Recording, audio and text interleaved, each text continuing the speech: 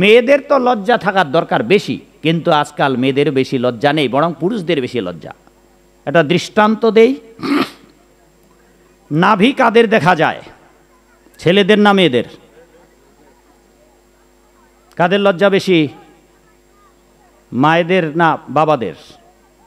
নাভি, পুরুষদের নাভি দেখা যায়, মায়েদের নাভি দেখা যায়। এবার লজ্জা কার বেশি হলো?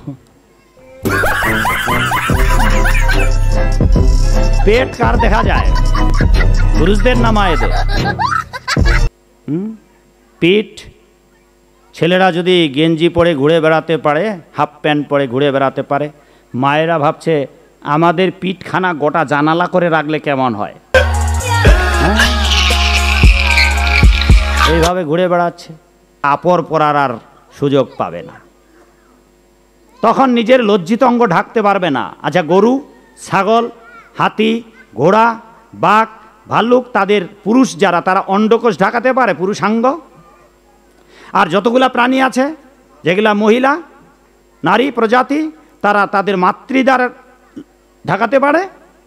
এই মনুষ্যগুলো যারা নির্লজ্জের মতো জীবনযাপন করবে, এইভাবে আমরা আমাদের জীবনটাকে উচ্ছন্নে নিয়ে যাচ্ছি মাগো। তা পরে গেল, ওই সব গেল, আমাদের কাল চলে গেল, এখন আমরা প্রৌঢ়াক্রান্ত, হাফ সেঞ্চুরি পার হয়ে গেছে। এখন ওরে বাবা রে বাবা, মধ্যযুগের যে ভাবনা, আমাদের সময়কার যে ভাবনা, কেমনে বাঁধিব হিয়া, আমারও বধুয়া আন বাড়ি যায়, আমারও আঙ্গিনা দিয়া। এই মা শোনো, তোমাদের কথা বলছি, প্রেমের কথা বলছি। কেমনে বাঁধিব হিয়া, আমারও বধুয়া আন বাড়ি যায়, আমারও আঙ্গিনা দিয়া। ওই কালগুলো চলে গেল, এলো ছোট ছোট মোবাইল। ধীরে ধীরে ছেলে মেয়েদের চরিত্র বিপদগামী হতে লাগলো। বিপদগামী হতে হতে এলো বড় বড় মোবাইল, ঘরে ঘরে ফাটাফাটি লাইন এলো, হাই ফাই লাইন এলো। আর ক্লাস 8, 9 পড়তে না পড়তেই ছেলেমেয়েরা লাইন মারা শুরু করে দিল।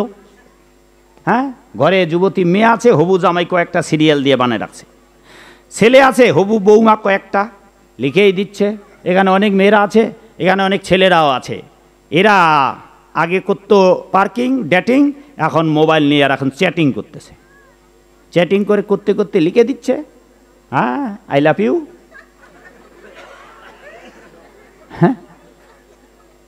চরিত্র একেবারে ফুলের মতো পবিত্র। কে?